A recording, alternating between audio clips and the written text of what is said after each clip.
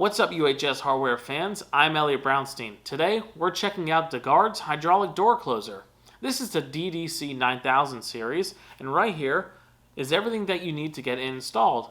Now, this product is comparable to the Norton 9500 or the LCN 4041, but of course, at a better price and easier installation. So let's get right to it and show you everything that is included in the box and how easy the installation is.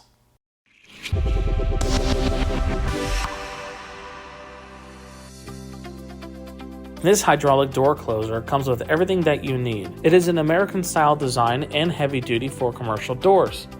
It has a UL certification of 2 million cycles in endurance. The precise cast iron body and blanking steel arm with the hold open arm option makes this durable and convenient. The box also includes installation guides and instructions. One of the first things you need to know is whether your door is a left door or a right door. So how to find that out? Put your back along the hinges right here, okay? And if the door swings this way, it's a left door.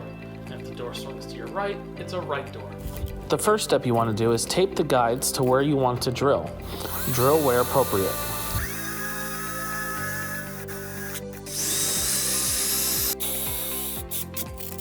After drilling the holes, remove the tape and go ahead and insert the screws that are included into the closer and mount onto the door. The closer is heavy, so make sure you have either a helping hand or grip it tightly at the pump. The pump tube should be facing the door hinges. Once the closer is securely onto the door, attach the main arm at a 90-degree angle. Attach the forearm rod and extend to fit on the frame, then screw into place. Attach the arm screw and forearm screw.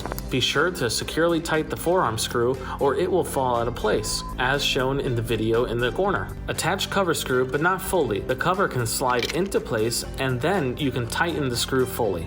Test open the door and see that it works.